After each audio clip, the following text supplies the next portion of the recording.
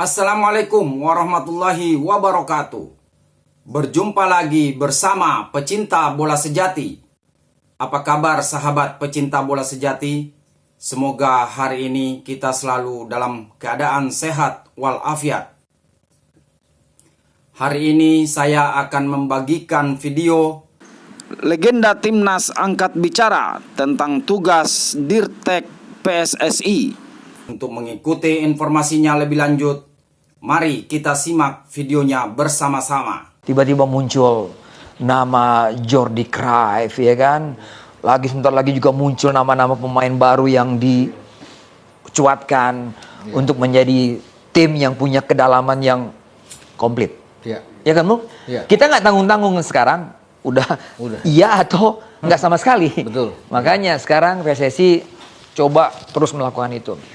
Nah, fungsi Dirtek ini sebenarnya apa sih, Bung? Kalau Anda pernah ada di timnas, pernah juga mengalami itu semua. Fungsi Dirtek yang ditunjuk nantinya oleh ketum ini apa fungsinya?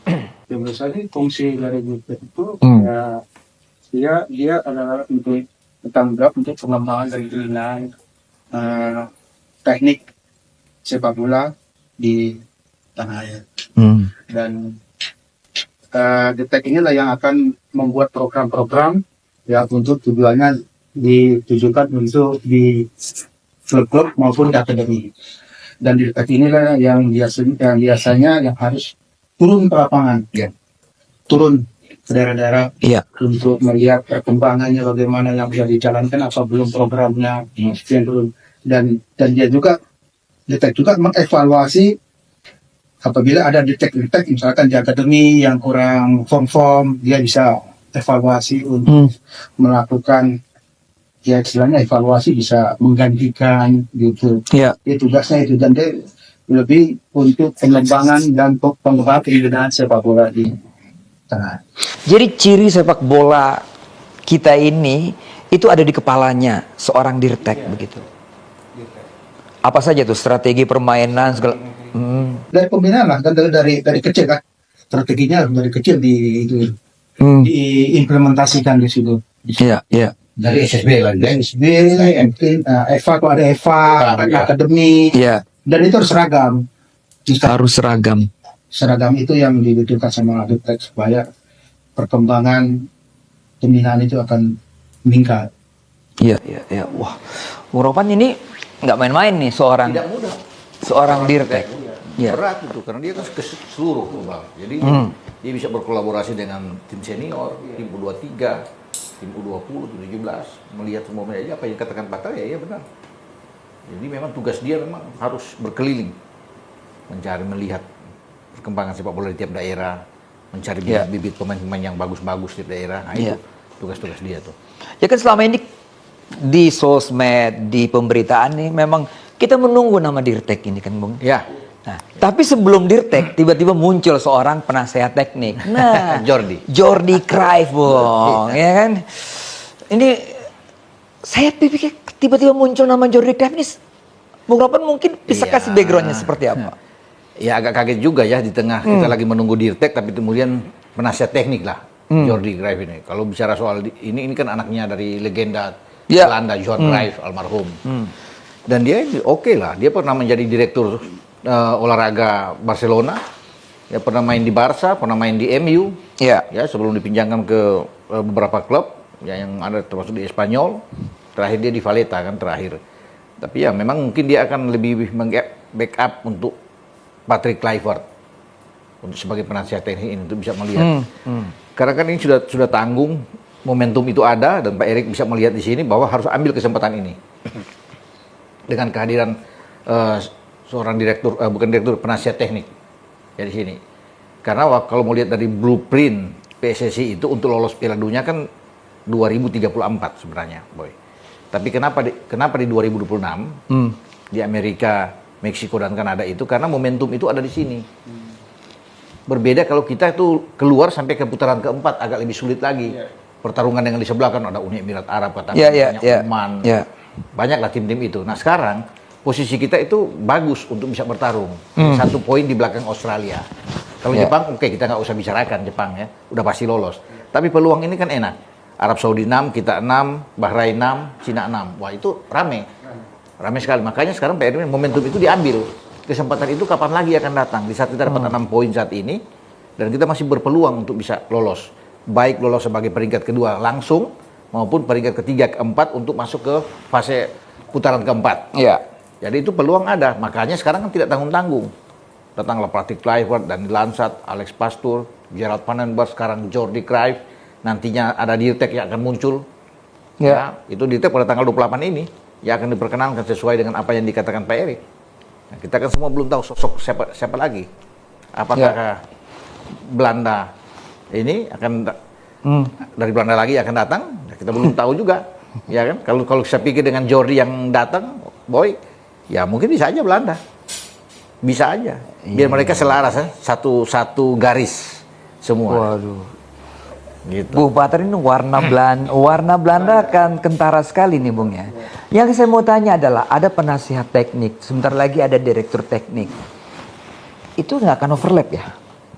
Dari sisi seorang pemain atau seorang mantan seperti Bang Pater melihat ini. Saya kira sih nggak overlap ya. Nggak overlap ya? Mungkin dengan didatangkan istri Jordi? ini mungkin dia lebih fokus di tim senior. Ya. Oke. Bisa saja dia fokus ke tim senior. Iya.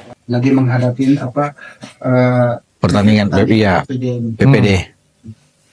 Mungkin seperti saya tambah dulu, dari teknik juga selain pengembangan juga pemain dia melakukan juga pengembangan pelatih ini baik di Indonesia. Dan melakukan mengadakan khusus-khusus itu di bawah.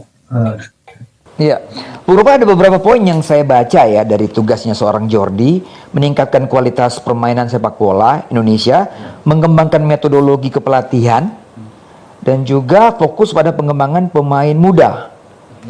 Iya. Mana? Iya. Agak mirip Bu. Agak mirip. Tapi mungkin akan ada pembagian di sana. Pembagian khusus yang akan sudah diatur. Kalau menurut saya kan, sebenarnya kalau daripada repot-repot, ya, kenapa nggak Jordi aja yang sekalian untuk direktur teknik?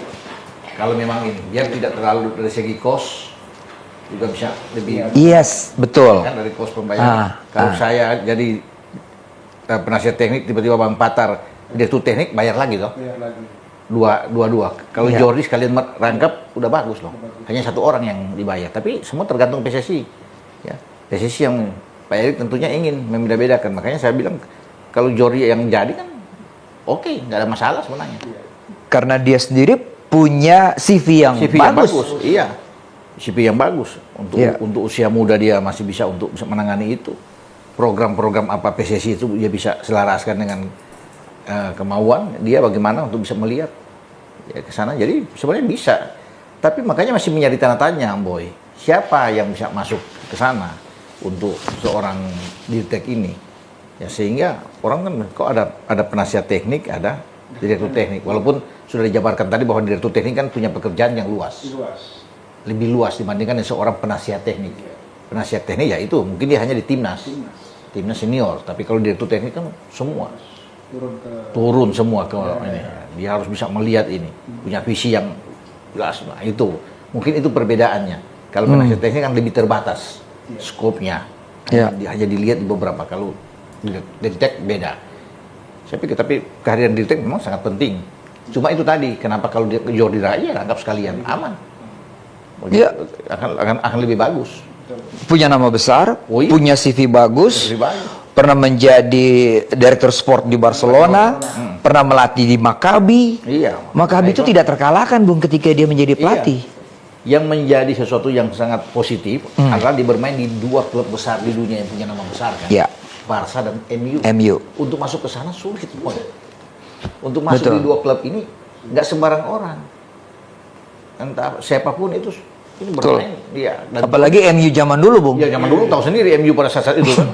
Itu masih ditangani itu Fergie itu. Iya. Wah, jadi saya pikir ini pemain yang orang yang bagus. Dan Pak Erik sudah mengakui bahwa tidak mudah untuk mendapatkan seorang Jordi. Pak Erik sudah bilang kemarin. Susah, sulit. Hasil negosiatnya, wah, alot juga, ya kan, Jordi. Jadi itu yang saya bilang lah, pantas kalau memang sulit karena kalau bisa melihat dari dia bahkan ini bagus, gitu. Tapi kalau ada negosiat lagi dengan seorang yang lain, nah ini yang Ram yang penasaran, pasti Om Boy juga mau Pak Tar akan seru siapa itu ya untuk Dirteknya akan dapat itu kan. Saya lebih menyorotkan tentang kinerja lah, bagaimana nanti pekerjaan. Makanya saya tanyakan tadi, apakah tidak akan menjadi overlap gitu kan? Tapi begini Bung Patar, kita juga punya konsep itu dulu, Villanesia yang dirancang oleh mungkin Indra Syafri juga ada di situ, ada Coach Danur ya. Ada Kusindra di bawah pelatih dari Spanyol itu, ya kan? Luis Mia 2017-2018. Yang ya Bu Patar juga melihat itu sendiri. Seperti apa sih konsepnya dulu tuh yang sampai sekarang kita terapkan? Nanti ada yang baru nih yang akan diusung oleh Jordi Cruyff. Jadi yang diciptakan dengan Villanesia itu kan tujuannya kan yang polanya yang sesuai dengan kultur sepak bola itu. Ya, Indra Syafri juga ngomong gitu. Sepak bola khas Indonesia. Ya mungkin dilihat dari postur tubuh. Postur tubuh. Cocok mainnya harus main pendek ya. Lebih banyak bermain pendek itu yang tujuannya itu waktu itu. Tapi emang belum kelihatan sih sekarang itu.